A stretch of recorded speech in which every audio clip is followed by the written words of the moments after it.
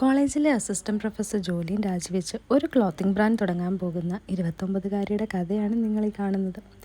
Teaching profession ചെയ്യുമ്പോഴും ഒരു business എപ്പോഴും മനസ്സിലുണ്ടായിരുന്നു.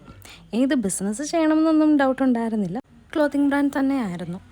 കോളേജിൽ നിന്ന് ഇറങ്ങുമ്പോൾ ഒരു ചെറിയ വിഷമമൊക്കെ ഉണ്ടായിരുന്നു. 4 വർഷക്കാലത്തോളം ഞാൻ ഈ ഒരു പ്രൊഫഷനിലായിരുന്നു. അതിൽ നിന്ന് മറ്റൊരു ഫീൽഡിലേക്ക് പോകുന്നതിൻ്റെ ഒരു എക്സൈറ്റ്മെൻറ്റും ഉണ്ട്.